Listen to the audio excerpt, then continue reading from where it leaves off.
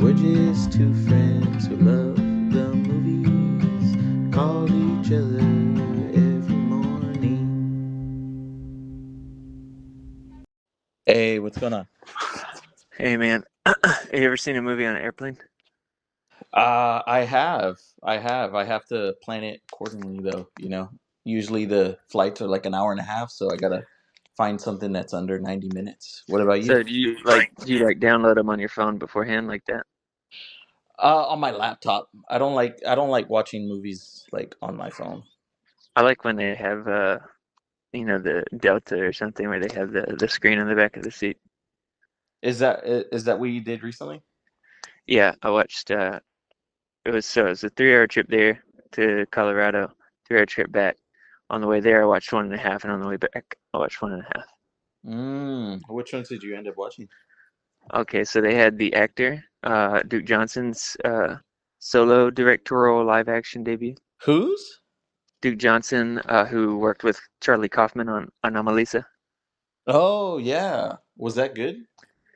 Yeah, I really enjoyed it. It seemed like he didn't quite have a total handle on it. That is, I mean, he didn't stick all his landings, including like the ending, but it's one of those movies that you're going to be thinking about a long time after, or I have been. So And Andre Holland's great in it. He's what from was Alabama. Did you know that? on? No, he's the guy from Moonlight, right? Exactly, yeah. Wow, I didn't know that. I mean, ever since then, he's gotten a lot more roles.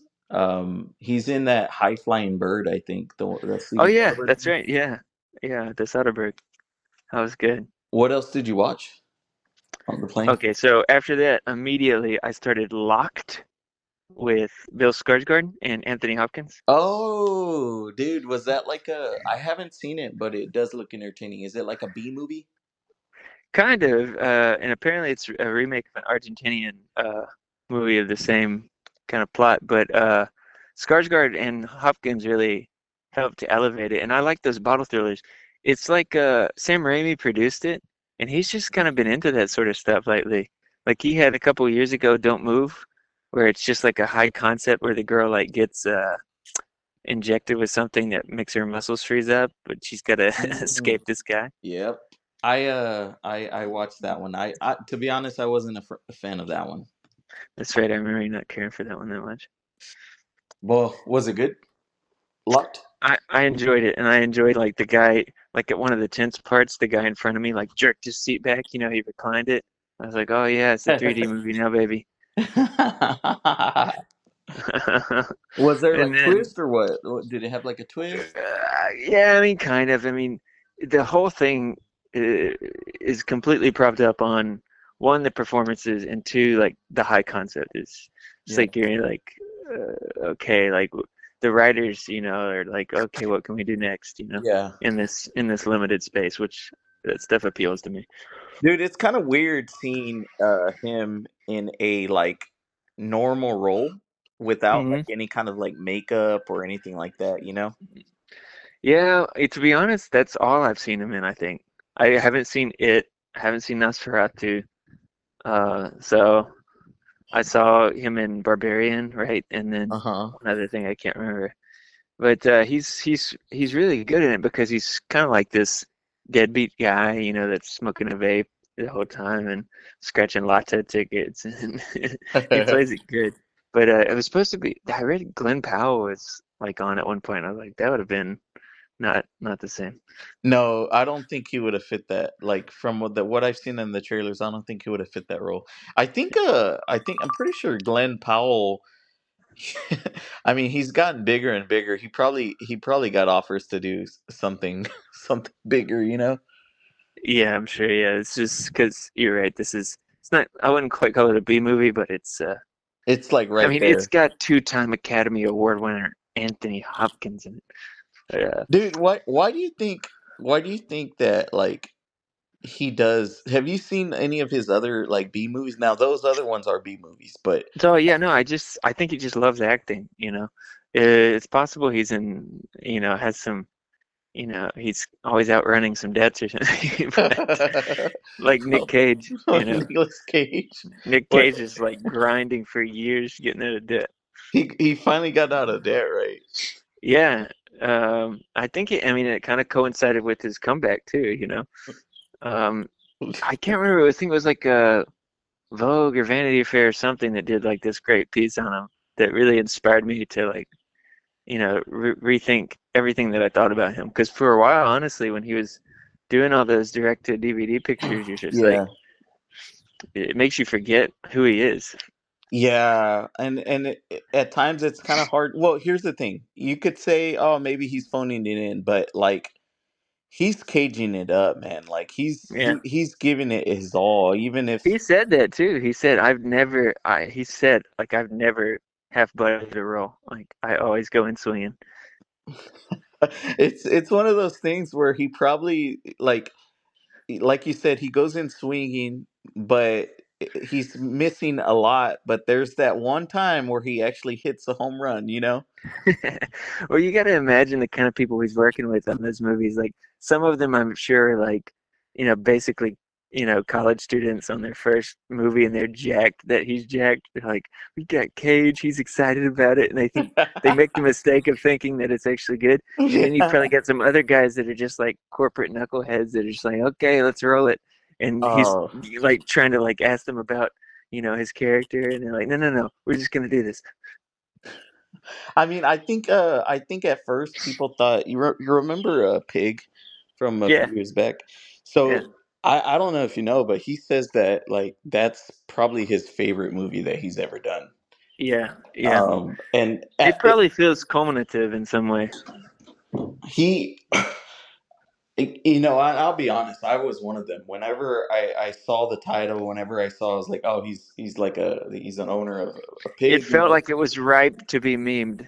Exactly, dude. And then I ended up watching it, and it like I can't like I cried. I cried. I was just Well, I put it in my number one spot that year. no, you did not, dude. Yes, I did. Go check my list on LB.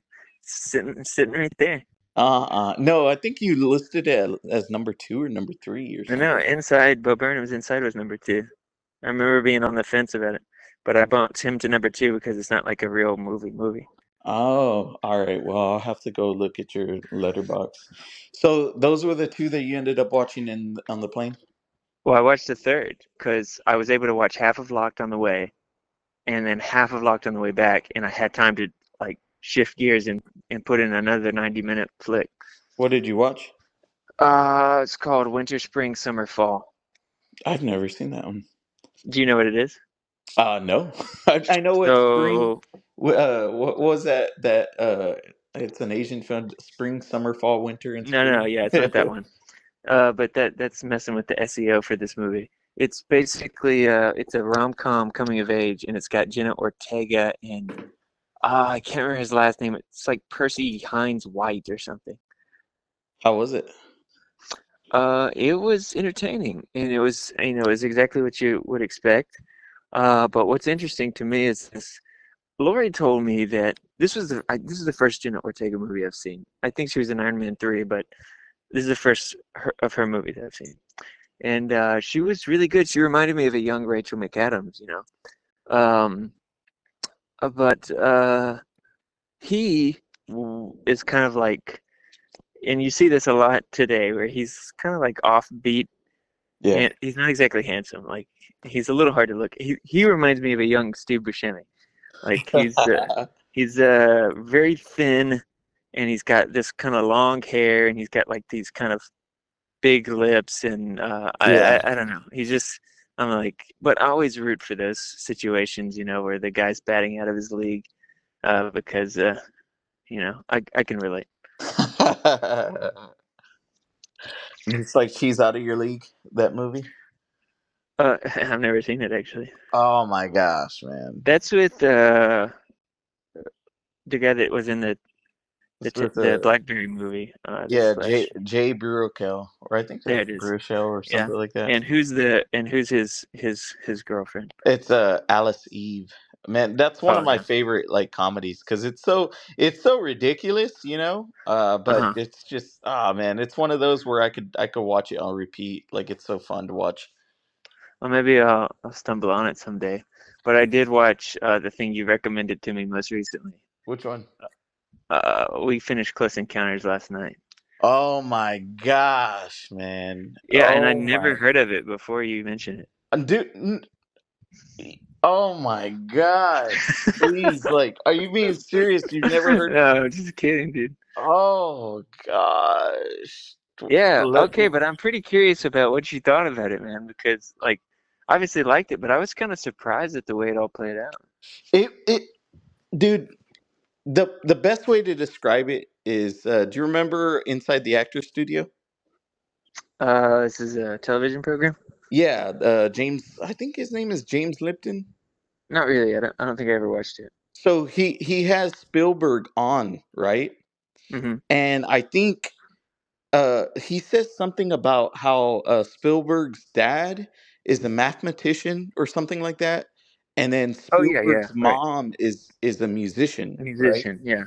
And he says something, and I'll have to link you the You saw the Fabelmans, yeah.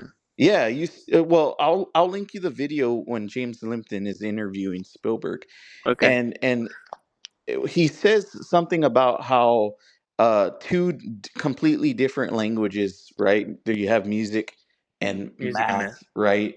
And how they come together to speak, and how the movie, like I just think the movie is about communication, like this one common thing, and it's a movie that just it's beautiful, and it feels like it's, of course, and this is cliche, but from another universe, like and especially with the ship flying away, you know what I mean? Yeah, yeah.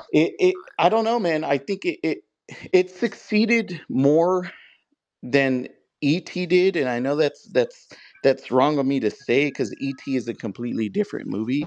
It's a kids film, but it's just I don't know, man. There's something so special about it and it's fast paced, man. Like you do not want to miss a scene, because it's I everything. guess. I don't know. That's just, I mean, I didn't feel it was fast paced exactly. it had a good pacing. It had good Yeah, it pacing, had man. good pacing. Um, it was kind of disturbing, you know. I mean, at the end where they board the ship, what is going on? Like, there's so much that's not explained. I appreciated how strange it was. Uh, Maybe I just didn't get a good grip on it. But like, why did those guys board the ship? I don't know. I don't know. Because I mean, it's like suddenly he's down there with them, and somebody kind of grabs Dreyfus and is like, "Hey, we've been told we can expect full cooperation from you. What's your blood type? What's your birthday?" And then there's like a priest like giving them a blessing, and then like some random citizens, it seems like, or like traded off, and then they get off.